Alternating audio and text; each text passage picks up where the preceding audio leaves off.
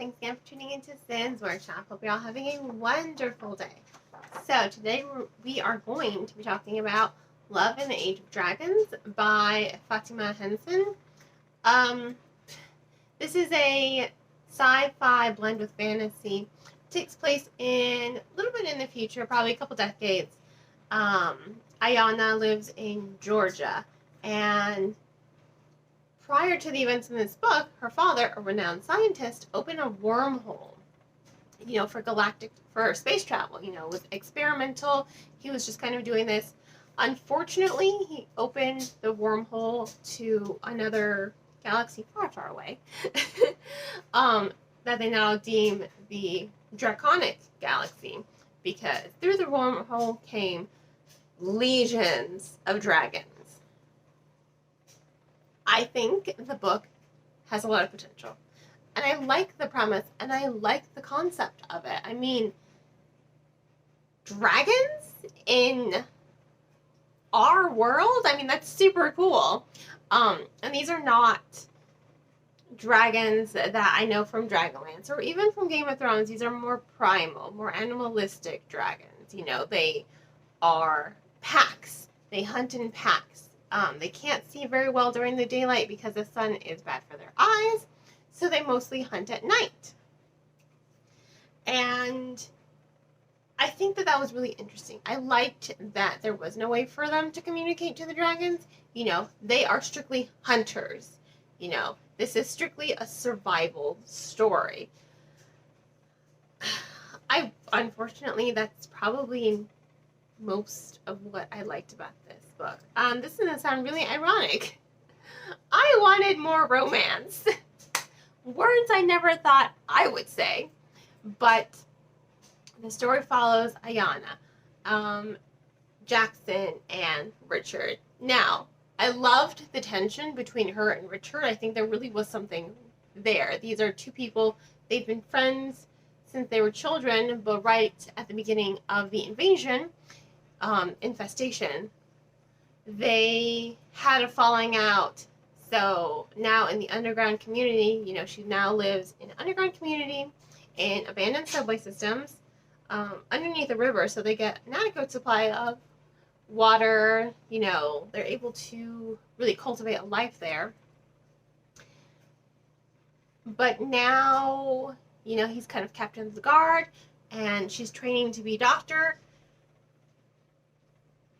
There is something unspoken between them. Right from the beginning, I'm thinking, oh, they broke up. Why they break up? Apparently, they never dated. They were just friends. And that's why I think there's lots of potential for these two. There is a lot of tension whenever these two characters are on the scene together. And I really wish Henson had kind of focused more on these two. And then by trying to introduce a semblance of a love triangle by introducing Jackson. Jackson's first interaction with Ayana is very brief. He saves her, they save each other, really, from a dragon. And then, they spend the night together in an abandoned building before she makes her way back to her community. Nothing happens. They just, offer each other some protection in case dragons come. One watches out, they take turns. And then they go their separate ways. It's really brief. But all of a sudden, it's kind of like the insta-love trope. And I'm not a fan of the insta-love trope. Sorry, I'm really not. I'm not a fan of it, unfortunately. So, you're getting to that point. It's that insta-love trope. And that's what Henson is really building between them. Second introduction with Jackson. Couple chapters later, pretty much the same as the first interaction. Insta-love, definitely seen attraction between these two characters, but it's, again, cut really quickly until he goes looking for her in the community. A lot of their scenes are like that, so you can't really get invested in their romance.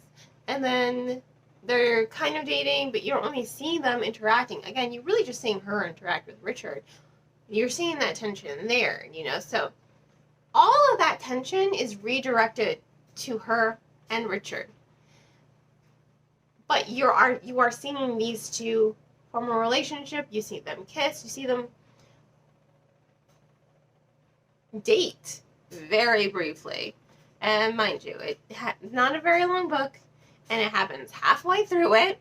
And then all of a sudden, it's just, I'm leaving the compound. I'm going. No, you can't leave. I love you. It's just like, where is this love coming from? You guys have barely known each other. I haven't really seen any development of your relationship with one another. So that's why I'm saying I wanted more.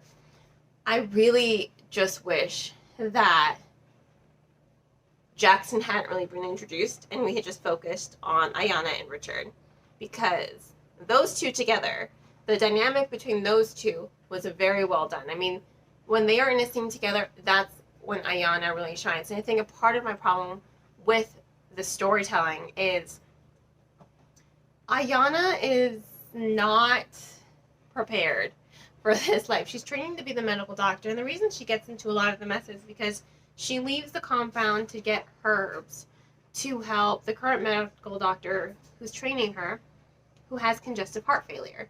She's like, he can't die. So she is so adamant on prolonging his life because she doesn't believe in herself enough to take over. And even when that does happen, when he does die, she still doesn't grow into herself. There's no character growth. There's no character development for her. She's just constantly, even by the end, she doesn't believe in her strengths. She doesn't believe in herself. And I wish she had grown into her role like, okay, it's endgame now. I gotta rise to the occasion. She rises to the occasion barely. You know, a lot of the self-doubt is still there, like, I can't do this, I can't do this, I can't do this, I don't believe in myself. And it's just like, you know what, I can only take so much self-degradation from a character, I'm sorry. There has to be some character development. And she has a voice. You hear her voice in her internal narrative, but she doesn't believe in herself enough to voice her concerns for the community. She just kind of takes a step back and lets things play out. She doesn't voice her opinions enough. And it really would have come in handy. And I think that's another reason why I didn't like her and Jackson, because there was really no character development for either of those two. Whereas when you saw her and Richard together playing scenes, again, you see that tension. There's a push and pull, and there's something there. And you got that something right from the beginning. And I just wish Henson had focused in on those two, because that's where the story is. You know, I'm not a romance reader. Don't read romance. And yet, I wanted more romance. I wanted more character development. It has a lot of potential. It really could be a good start to a good series. You know, the ending does leave an opening if there is going to be development, but we'll see. Will I read the sequel if there is one? I probably will, just to see if there is more character development and to see if there's going to develop a love triangle or her relationship with Richard a little bit more, which is really what I wanted to see. So, unfortunately, despite all the potential this book has, I have to give it 2.5, soft 3 out of 5 stars. You know, not my best rating, but I mean, I've read worse books this year. It has the potential. It does have the potential, and I really wish that Henson had done a little bit more with the characterization and character development. And I really think that would have gone a long way with solidifying the romance in the story. So, 2.5, soft 3 out of 5 stars. If you want to go ahead and purchase the book and read it on your own, I will include links in the description below of where you can purchase. And on that note, I hope you all continue to support me here by liking this video, subscribing to my channel, and sharing it with all your book-loving friends. You can also become a supporter on Buy Me a Coffee or by making a purchase on my Etsy store for candles. Who doesn't love bookish candles? I hope you all have a wonderful rest of the day, and as always, happy reading.